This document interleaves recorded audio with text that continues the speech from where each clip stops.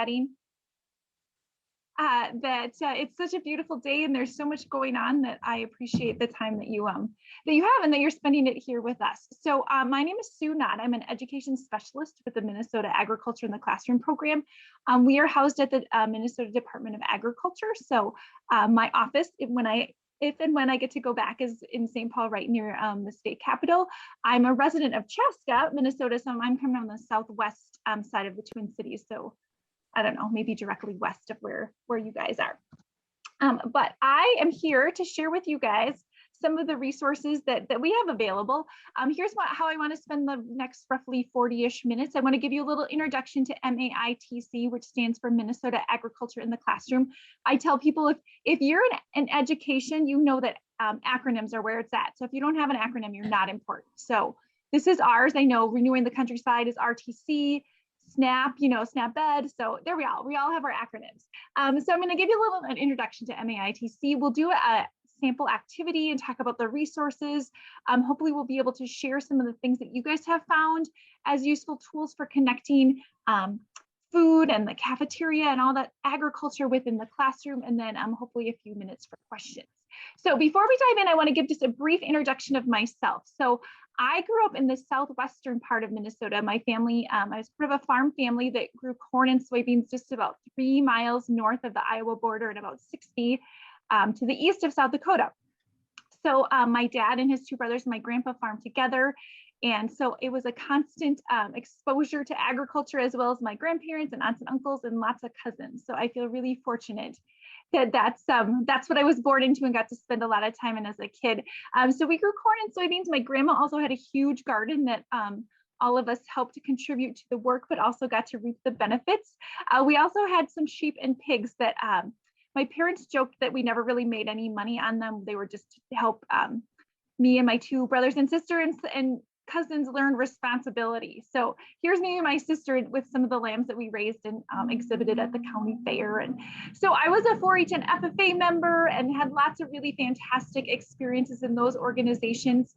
And I also really enjoyed school as a kid, which I didn't admit then, but now it's easy to say that. So Lakefield was the town that I grew up that our farm was closest to, and we were paired with 2 other towns. So I am a graduate of Heron Lake Okabena Lakefield High School, which no longer exists due to redistricting and all that sort of stuff. It's now Jackson County Central. But so there were 62 kids in my graduating class.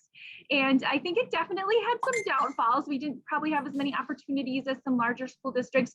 But I think one of the huge benefits is that my teachers, they got to know me for 13 years and they knew my parents and my siblings and everyone else in my family. So they were like, mentors or second parents or guardians. So I think that was a huge plus. And it also made me want to be a teacher. So I decided to mesh together agriculture and education. So my degree through the University of Minnesota is in agricultural education. So I am graduated in December of 2001, and my first teaching job was in Mishicot, Wisconsin, which is way over by Green Bay on the eastern border. So I taught there for 2 years and then moved back and taught at Watertown Mayer High School, which is kind of, I would say about 35 miles directly west of Minneapolis. So I taught there for 8 years before taking this position as an education specialist. So I taught in the classroom for 10 years, and now I've been in this role for about 10 years. So down in the lower corner is my family. I have 2 daughters that these are kind of getting a little old. I'll have to add new pictures, but they're 9 and 11. So incoming 4th and 6th graders. And then my husband, Andy, is an agricultural commodities trader. So we're all engrossed in agriculture. I want to take a minute and just share one picture or one story about this picture kind of near the top of the screen. These are the 8 seniors that were in a class that I got to teach at Watertown Mayer High School, which was called, which was a CIS class, which stands for College in the Schools. And it was focused on agronomy, so crops and how they grow. And so these students earned high school credits towards graduation at Watertown Mayer High School, but they also earned credits through the University of Minnesota. So I was paired with a professor. He helped me, set up the syllabus, and we used some of his exams and just made sure the content was really reflective of what he taught on campus. And so then these students earned, 3 college credits for passing the class, which was awesome.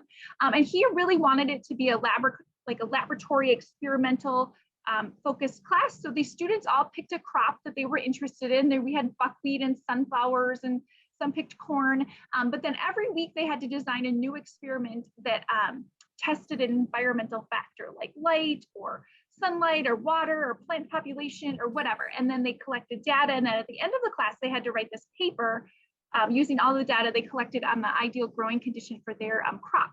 So it was awesome, but it was intense. And some of the students who were in this class hadn't really had much exposure to agriculture. They just, were kind of interested in the college credits, which was fine. But I will always remember the student in the very front. She's wearing kind of a blue tank top with a green sweater. Her name is Leah, and she came on the first day of class and she's like, I don't really care about agriculture. I just want the college credits, which I thought was probably the case, not with her particularly, but with some of the students.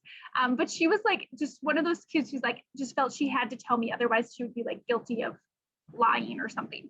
So I, was like, okay, well, that's all right. I mean, I hope you learn lots of new things, and it turns out to be way more awesome than you thought. So, fast forward about, it was probably about 5 weeks, and it was mid semester, and her mom came to parent teacher conferences, and Leah was getting a B in this college level class, and that was not okay. She only got A's. So her and her mom and I were strategizing like how she could get this A that she really, really wanted. And right mid conversation, her mom was like, Leah, okay. She's like, you're a senior, you're gonna graduate in 3 months. Your ACT scores are awesome. Your class rank is really high. You already are accepted to the college you want to go to. She went to Winona State, actually, which is kind of in your realm for their nursing program. Her mom's like, who really cares about agriculture? And then, which made me feel really sad. But Leah instantly looked at her mom and is like, Mom, do you like to eat? Because then you should care about agriculture.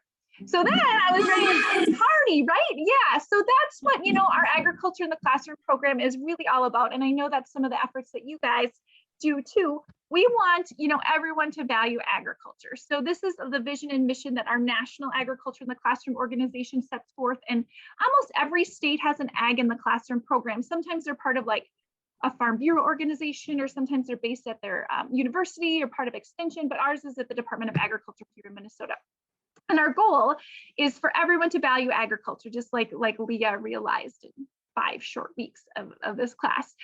So we really think those students in kindergarten through 12th grade are an awesome audience to work with, because they're in school, they're learning science, social studies, language arts, math, health, all those required subjects where agriculture and food can be a really great tool or context for learning and engagement. And if that happens, if we're able to weave in a little food, agriculture, farm related stuff, then we hope that they will become agriculturally literate. And you can read the definition, but it's basically someone who's agriculturally literate understands and can tell other people how agriculture affects their life. So I know the work that you guys are doing with Farm to School and SNAP Ed and all of the things that you do are really supporting this. And I hope that the resources we offer and the other ones that aren't part of our program that we use are helpful to you as well. So to get us started, I wanted to just do a quick activity to show you or get you thinking about how things might be helpful to you and the people you work with. So we're going to do a little snippet of a lesson plan we have that's called Plant Tops and Bottoms. So if you have a scratch sheet of paper and a pen or pencil handy, I would ask you to get those out. If you don't, that's okay. You can just play along. If we were in person, I would have these big plastic bins that are labeled that we would be using. But since we're virtual, which is very convenient, I'm just going to have you write these down on your sheet of paper. So these 5 bins are labeled with the 5 major parts of a plant. So those 5 major parts in no particular order. First, we have leaves. So write leaves down on your sheet of paper if you're following along with me. So leaves is number 1.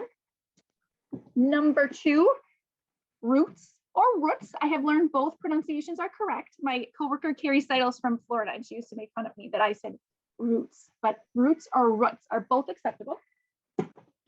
Number 3, flowers.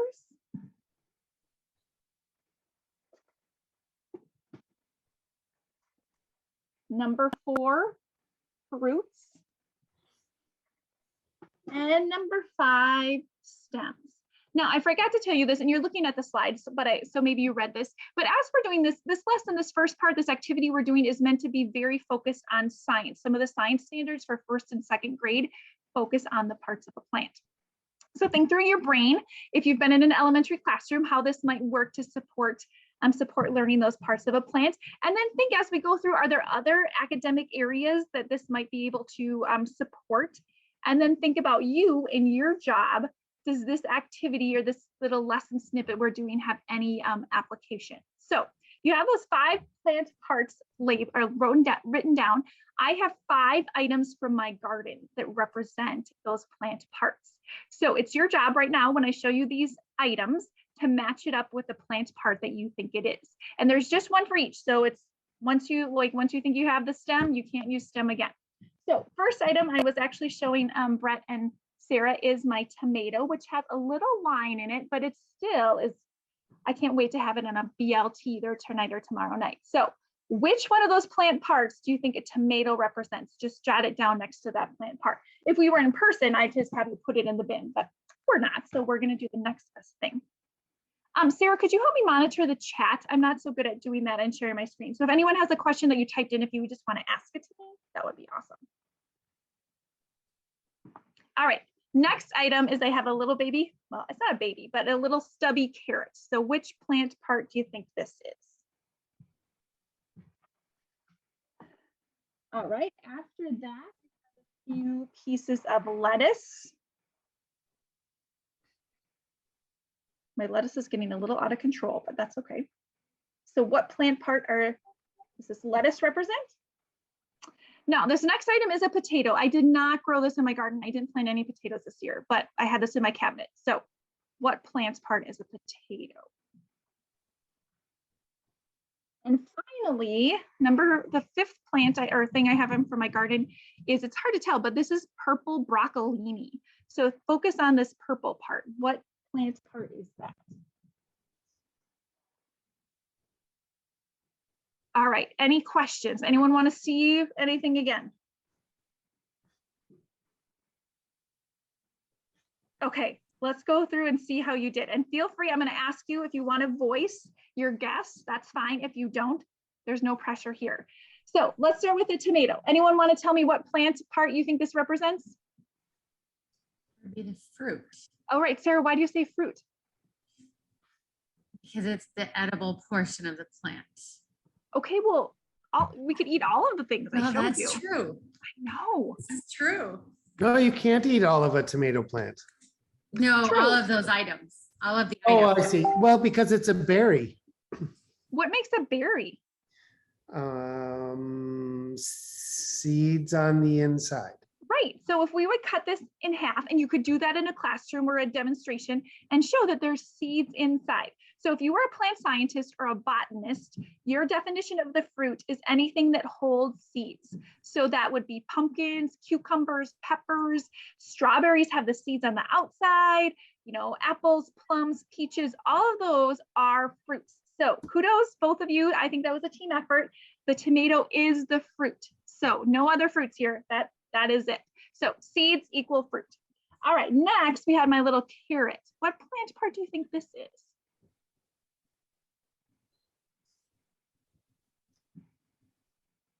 I have to be honest, I was confused with carrot and potato. I thought they were both roots.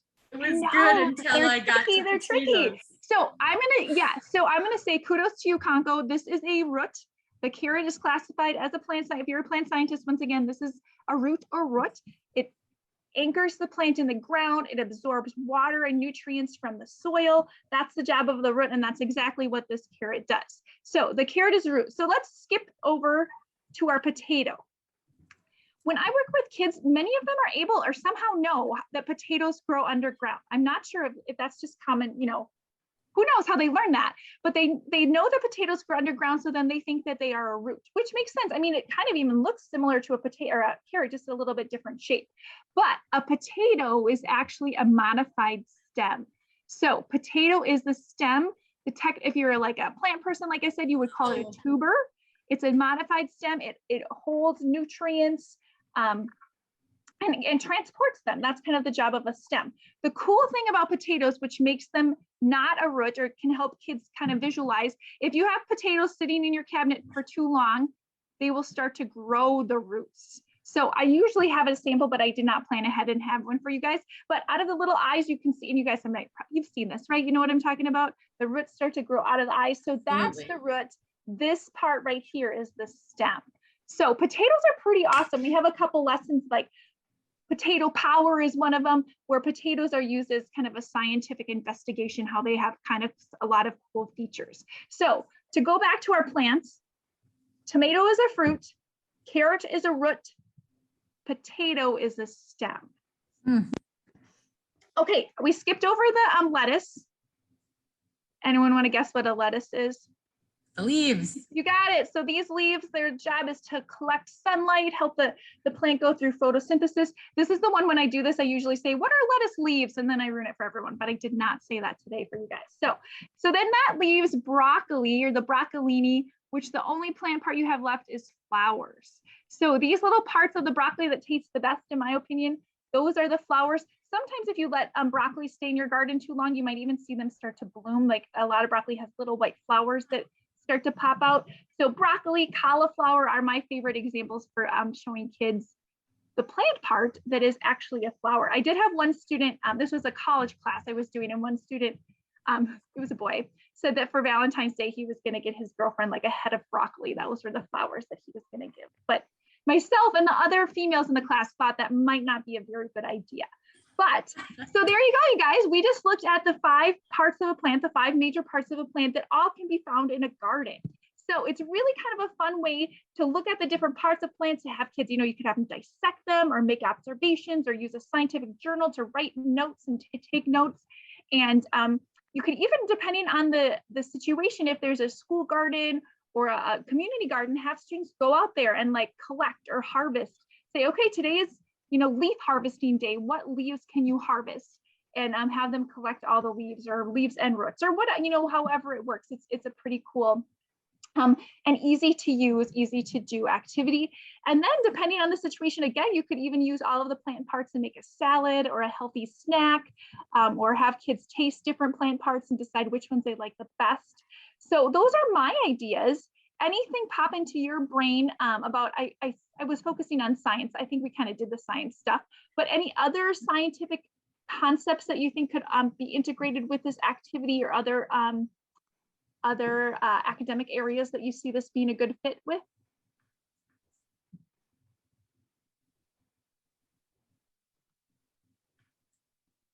I think there's so much that you can do with fruits and vegetables with kids anytime. So just taste testing them and having that example of trying them is so powerful in the classroom. Yeah. In the chat said to eat the stem of the carrots. Can you eat the stems of the carrots? And that was his chat question. That was just me being goofy. I mean, I do eat them. I make them into pesto, but that's not really one of the things that we've been working on is putting a farmer's face to grain in the Midwest. And so I think that's a part of the food system that we kind of, it gets lost, like who the farmer was and where did it come from. And it's just a bag of flour anymore. And so I'd like to see that in the ag in the classroom too, is like that these grains are really important. And so anyway, that's it.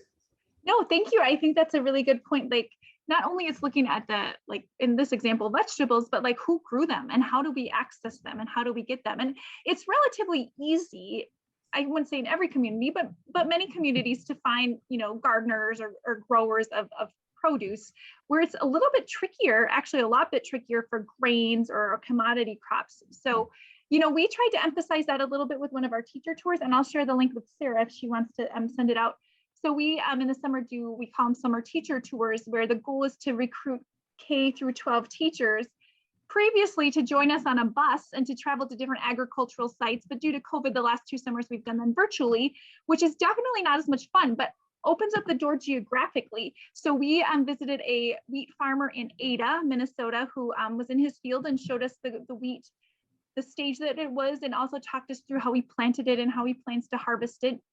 And then we traveled via virtual magic to the Northern Crops Institute, which is by Fargo, Moorhead area. And they showed us how they do take that wheat and make pasta, which was pretty cool. And then we also visited a Bakersfield in Minneapolis that they have a stone mill. So they mill their own wheat and then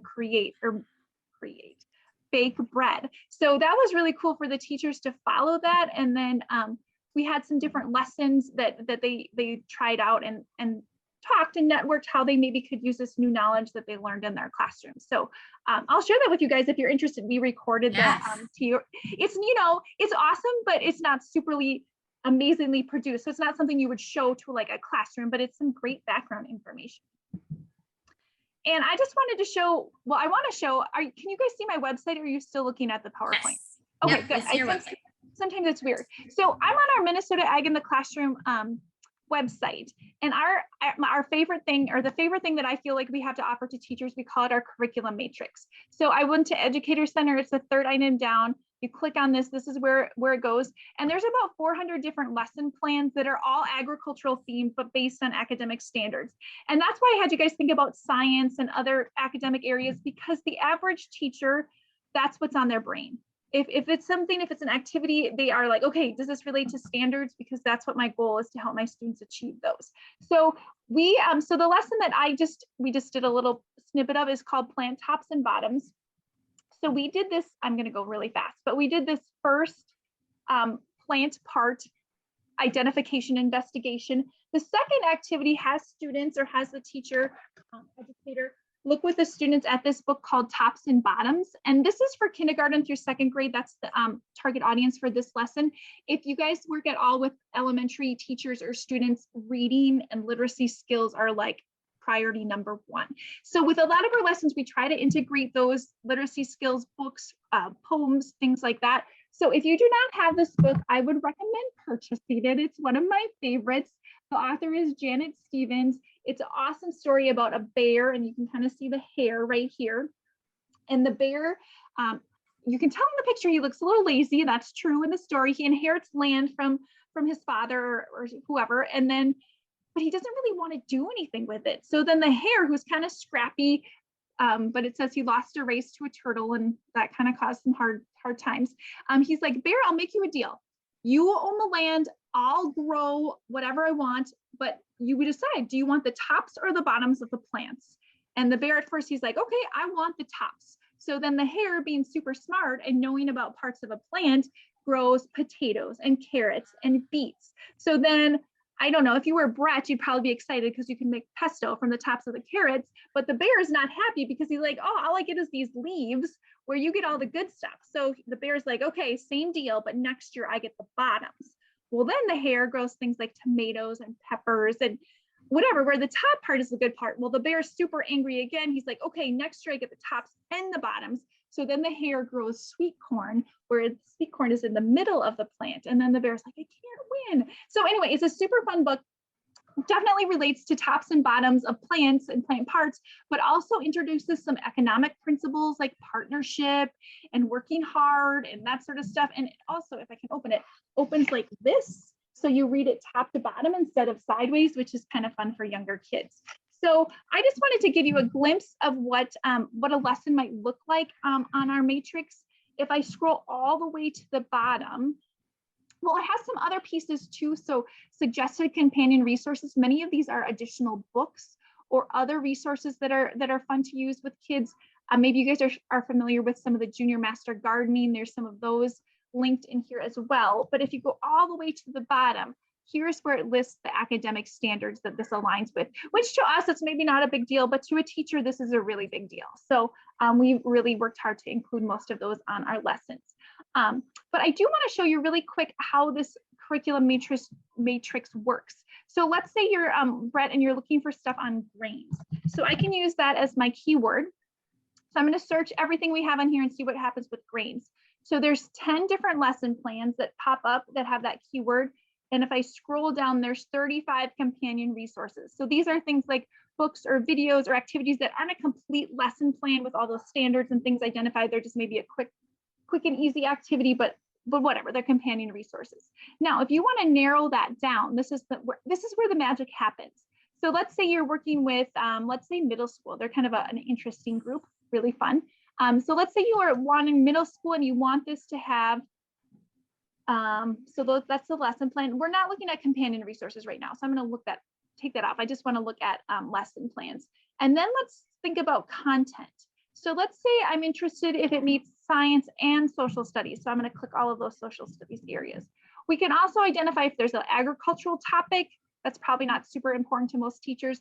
And then Common Core, you guys have maybe heard about those. Those are standards that are nationwide, and Minnesota is using the language arts ones. We haven't adapted the mathematics ones yet. But if you wanted to do any of those, you know, like reading, like I mentioned, literacy skills, you would select that. But let's just go middle school science and social studies, and let's see if that narrows down. So then it identifies 3 lesson plans that meet that criteria. So that's a little bit less to deal with. As a teacher, you could just quick read through the summary and see, okay, yeah, this Food Masters middle with grain sounds like one I might want to look into. And then here is the complete lesson plan. So I'm not going to look at that. You guys can hopefully maybe spend time later. If it is a lesson that you like, you're like, yep, I want to remember that one. We have this My Binder. So I like to imagine it's like a 3-ring binder of your favorite lesson plans. Like, you know, 30 years ago, we would have printed them out, 3-hole punched them, put them in that binder. This is a digital version of that. So you create your, you know, username and password, and you log in, and then you just save that lesson in there. So you don't have to remember what it's called. You don't have to go through the search. You can just go to your binder and find those lessons that you identified at some point as being really useful and helpful. So any questions about that, about this curriculum matrix? That is fantastic. And it's free. Yeah, it's totally free. So please use it if it's helpful to you. You can also, if I go to the curriculum matrix, there is, if you have, let's see, where is it? There used to be a link, which I don't see it right here, but you can always connect with me. If you have lessons or resources that you want to add to the matrix, they're always looking for new things. There is a pretty robust like review process to make sure they're the quality that we want. But yeah, if you have resources that you think should be added here, you can let me know. But I'm going to move on quickly. So yeah, I showed you this, our curriculum matrix and my binder. I did want to mention really quickly that we do have our print Agmag magazine series.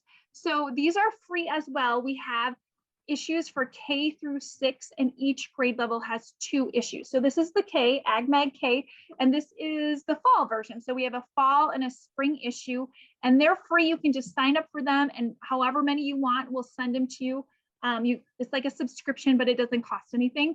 So if you have 30, you know, kindergartners, you sign up for 30, you get this issue in October, and then the spring issue in March. And once again, these are, you know, basic agricultural stuff, definitely some food connections. I wonder if I have, the spring issues are the ones, which I don't have any samples right here, but they have like kind of a farm to table highlight. So like first grade, it focuses on, we call it Moo to You, so dairy. The kindergarten one is on wheat, so grain, you know, the wheat from field to flour or cake or cracker or whatever it is. And then we have potatoes, corn and soybeans. So each grade level has a different food that is followed through that process. So I wish I would have thought of that and grabbed those samples, but I don't have them with me. But anyway, those are free. Those are if you want to use them. And, you know, teachers are the ones that usually sign up, but anybody is welcome to. Sarah, you have a question? I do. Where do you find the ability to sign up for those? Great question. Whoops, shoot. All right, you're looking at my screen again, right? The Agmag website? Yes. Okay. Yep. So Educator Center, we're going to go in a halfway down Agmag. So this is kind of the landing page. So you can look at, you know, all of the different grade levels. It's kind of the same thing, but you can go right here to ordering information. And we have the print version, and we also have it digitally. So what a lot of teachers do is they order the print version, and then they use the digital one to talk through in their class if their students are in person, or this year we had a lot of virtual. But anyway, you can go right here. It'll take you to the order form, and then you can order what you would like. Nice. Did you follow that? Did I go too fast? Yep, that was Okay. perfect. Cool. And then this is the website where all of the, here, we could go right here. We could go to, we'll go to Agmag K. We'll look at the spring version. So here is where it has the content digitally. And my screen is really small right now. I'm not sure what happened, but here's the wheat from the field to you. So this is the digital version. We could go back and you could have kids look at it in this flippable PDF. So we could just turn the page and then we can kind of see the layout there. So yeah, these are free resources. If you guys have a use for them, that's awesome. If teachers sign up for them, you know, we do not discriminate. We give them to anybody and everybody who wants to use them to help share resources that get people interested in and aware of agriculture. Any more questions or any additional questions? Those are fantastic. I appreciate you showing us that. Yeah, you're welcome. Oh shoot. So I don't want to do. Okay. So then I wanted to make sure I spent a couple minutes talking about Harvest of the Month. So this is a new initiative that you guys maybe are aware of or maybe not. It doesn't matter. Either way, I'm going to tell you about it right now.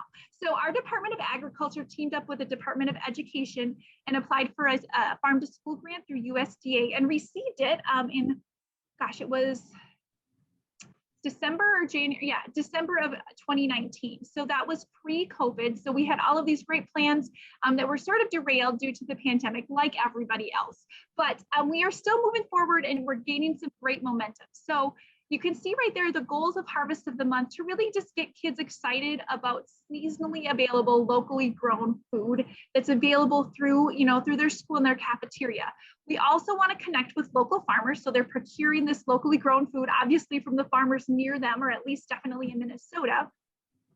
And then we really want to make the connection so that kids in classrooms are learning about the foods that they're eating in their cafeteria. And there's also a community connection and presence.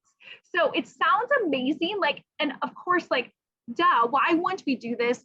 But there's a lot of different challenges and barriers and people to get on board. So that's what our team that's comprised of Department of Ag, Department of Ed, some extension, you know, whatever, lots of people are working together to make happen.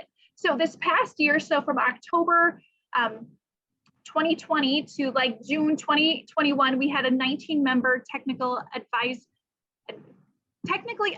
assistance advisory team thinking through how we could really connect these 3 C's, the classroom, community, cafeteria, how we could develop this program that can, you know, partnered or connected farmers to schools, and within that school connected the cafeteria and the classroom, and also there was that community involvement.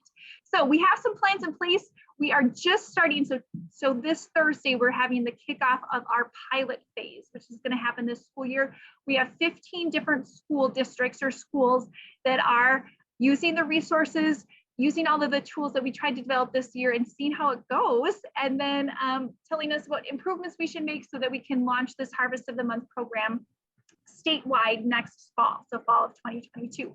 So the idea, and you know, other states have similar programs, but the idea is you pick out foods that are seasonally available, you know, and then each month, or however it works within the district, a different food is featured in the cafeteria, in the classroom, and in the community. So for the pilot, we're focusing on 3 foods this fall. It's wild rice, apples, and squash. So we're going to pilot those, have the schools try them out, try out the resources, give us feedback, and then do another pilot of 3 different foods, greens like, you know, lettuce, spinach, kale, whatever, as well as poultry, which could be chicken, turkey, and dairy. And that's going to be kind of late winter, early spring.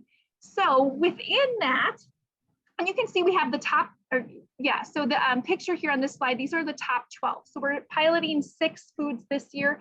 Next year, we're going to launch with all 12. And you can see the pictures here. We also have sweet corn. I mentioned dairy, squash, potatoes, beef, apples, melons, peppers, beans, and that could be green beans, dry edible beans, any beans, greens, and then there's the poultry and the wild rice. So part of this is educational resources. So I've been working with a small group of educators and people from this advisory team trying to think through what resources would be really easy for teachers to use that would connect these foods to their classroom content as well as to what kids are eating in the cafeteria. So our goals with these educational resources are really not that different. I mean, they're basically the same as the goals of Harvest of the Month, but just we wanted to state them. We want to increase kids' knowledge about what's grown in Minnesota and when it's available. We want them to be excited to eat what their school nutrition programs are offering. And we want these foods to be an integral or important piece of what's going on academically. So it's not just like, oh, yep, we're going to take 5 minutes and taste some apples. Like, it's woven in. It has connections to science, social studies, language arts, math, all those things that we are requiring teachers and kids to do in our schools. So I linked right here, and I shared this PowerPoint with Sarah and Brett, so they have it. So Annette and Conco, they can share it with you with where everything is linked. And if you are watching this as a recording, connect with Sarah and Brett, they can get it to you as well. But we have some lessons and activities that those schools will be piloting this fall. I linked it right here with educational resources. You know, if you want to try some of them out, feel free. Like I said, they're focused on apples, squash, and wild rice. So we hope to have them available to everybody next fall. They are in their pilot stage, so they might not be perfect. They definitely want feedback and see what works and see where improvements could be made. But that is Harvest of the Month, something we're so pumped about, but also know that it's going to have, you know, some stumbling blocks along the way, some opportunities to improve and make it flexible and easy to use for everybody. So I also wanted to share a few additional, oh, Sarah, did you have a question? I do. So on that Harvest of the Month, you definitely have some schools, 15 schools that you're working with, but I know that in our region, we have some schools who are interested in giving this a try, even though they're not a part of the 15 school pilot. Is that going to be an issue? Or do you have a way that we could share this Harvest of the Month information with them? Yeah, so Sarah, you are kind of partnered with Rochester Public Schools, which is one of our pilot schools. So you will have a firsthand look at what we're offering to those pilot schools and the educational resources, like the lesson plans and activities, some of the marketing materials, like those pieces we are happy to share. We just can't support everybody like traveling into, you know, these cohort meetings, or we're hoping to do some culinary trainings. Hopefully we can record those and share them, but we just don't have the capacity to have all people across the state interested. And there is a small funding level that like Rochester Public Schools will get this year as a pilot group, and we're just not able, we just don't have the budget to offer that to everybody. So we did do like a pilot application process at the end of May, and we had, gosh, I think it was about 40 schools apply. So it was pretty competitive to narrow it down to that 15. Now, with that said, if people are interested in schools, we're not going to say, nope, not for you. We will offer what we have to share. We just aren't able to offer the same level of support. Does that make sense? Absolutely. And I know I've already been reached to by a couple of the school districts that we're working with. So Conco Red Wing Public Schools wants to do this, and they're working with the Good Acre. They're creating their own Harvest of the Month, and they said if they could have access to this, that would be so incredible. And then Annette Lake City and Zambrota Mazeppa is very interested in starting to engage in this. And so just, you know, wanted to have this conversation so that if we could use this as a resource and then team up with our educators, this would definitely be something that there's interest in. And then the Wabasha Kellogg School went to do an application and was, so they are also interested. So this is something that's really super helpful for our local schools and something to definitely talk about as you're engaging in the schools about farm to school and working with those students. So I was just going to ask, where are the 15 schools? And do you know off the top of your head which ones did qualify? Yeah, I'll try to see if I can name them all. We've been doing a lot of work with them. So, I mean, I'm just kind of wondering where geographically, sure. So we mentioned Rochester.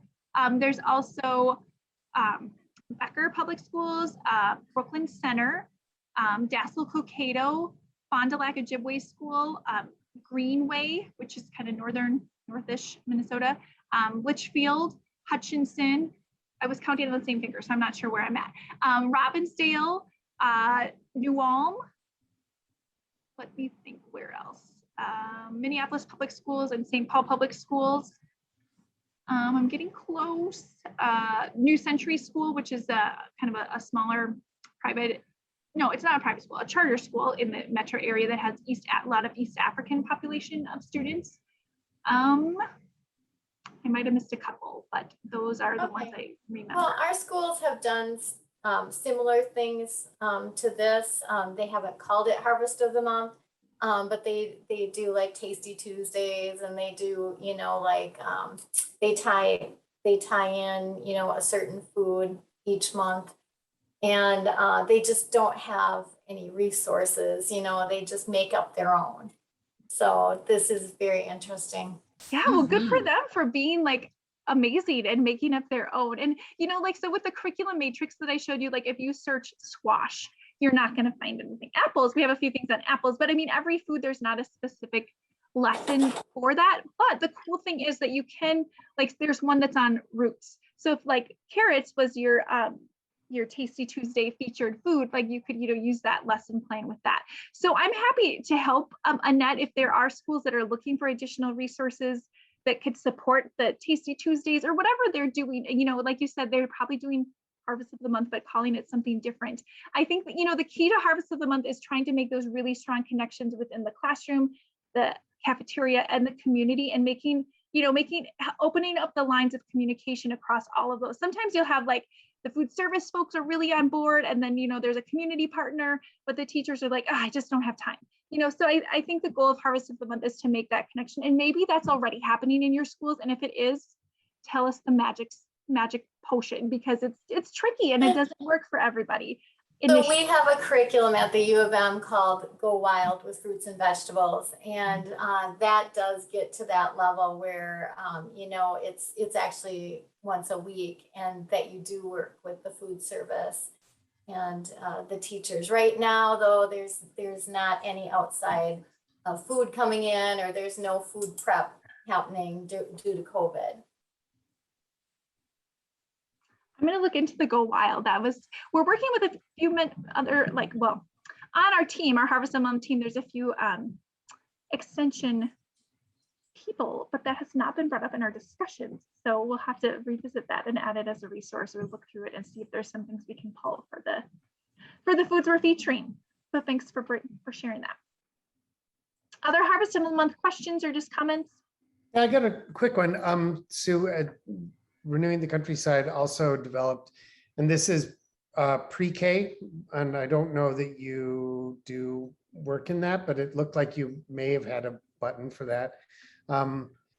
We do some pint-sized produce. We try not to use the word curriculum because then it seems so daunting, but there's some fun activity sheets and things like that for the pre-K early care setting as well. And I should probably send those over to you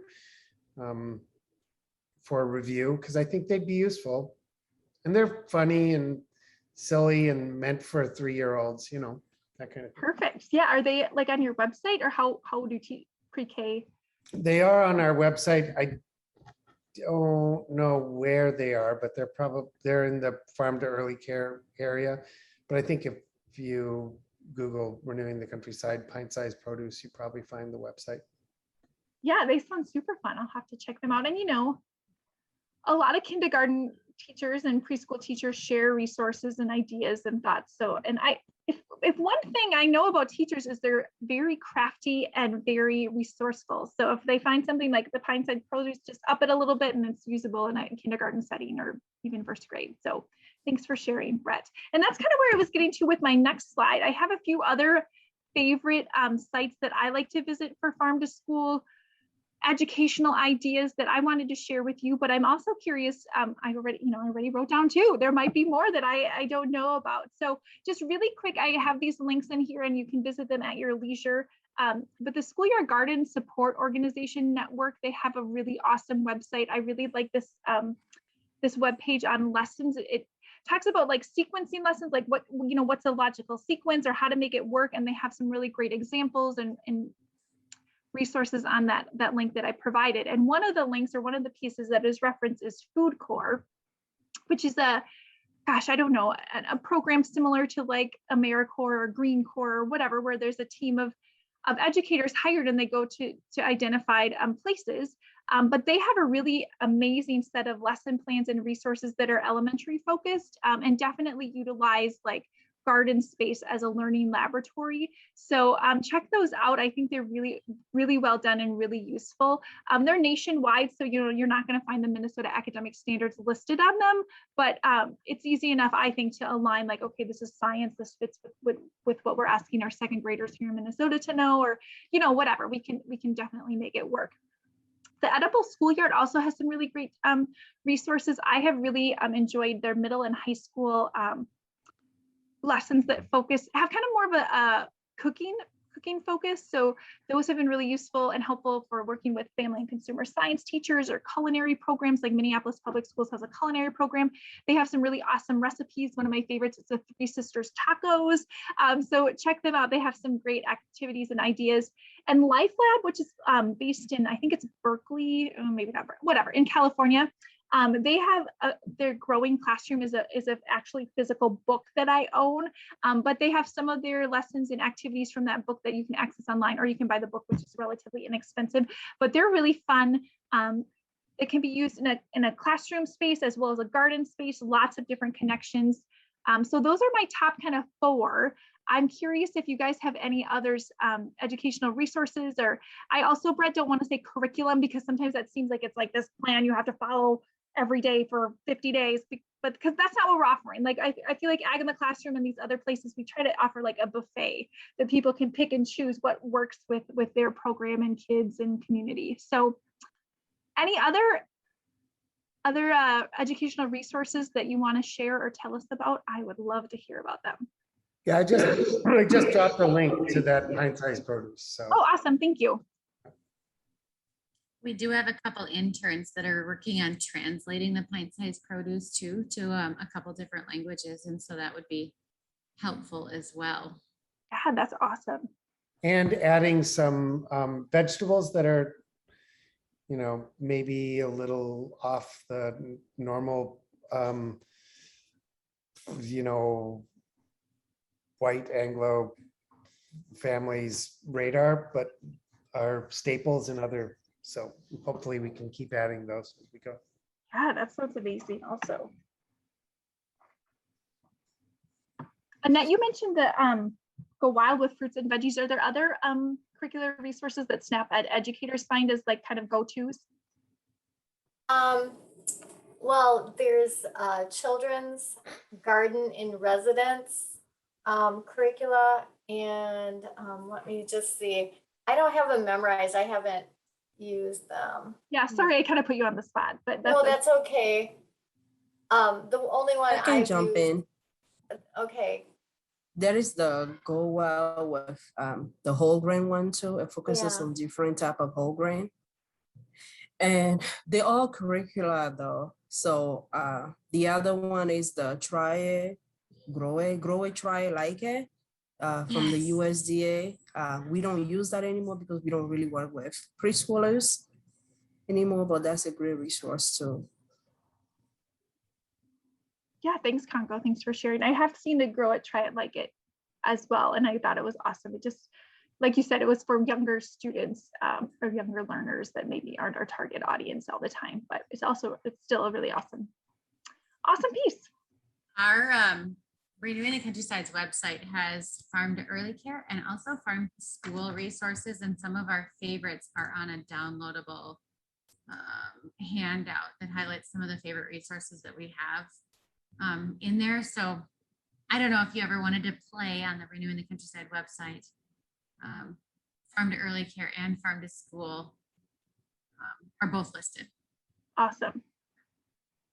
Thanks. Videos, recipe collections. We have Ag in the Classroom virtual farm tours. Look at that.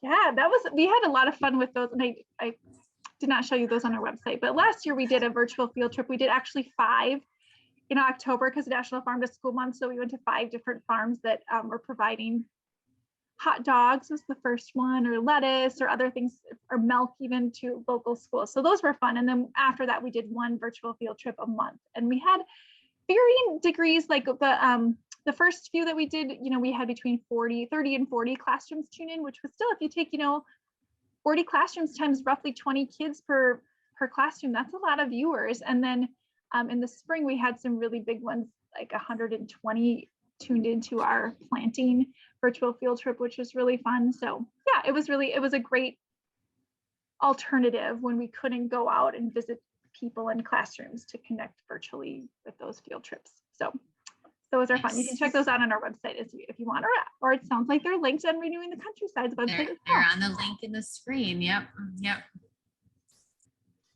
Well, Sarah, thank you so much for inviting me to this call and sharing our Egg in the Classroom resources and telling you guys about Harvest of the Month. And also it was fun to hear about some of the resources that you guys use as well. So gosh, do I have a last slide? No, I don't. So I can go back to the beginning. Here's my email address. Feel free to reach out. I'd be happy to talk through Harvest of the Month. If you guys have additional questions about that or just educational resources in general, that's my jam. That's what I like to talk about and to do. So if you have any, don't hesitate at all to reach out. I'd be happy to connect. Sue, your passion pours out of you and it's amazing. I think a lot of that is from your experience, and I appreciate you sharing all of these resources so that we can share it with our community members and school board members and schools and teachers that we're working with. I thank you for taking the time today, and thank you all for attending. We appreciate it more than you know. Thank you. Friends, Enjoy the beautiful weather.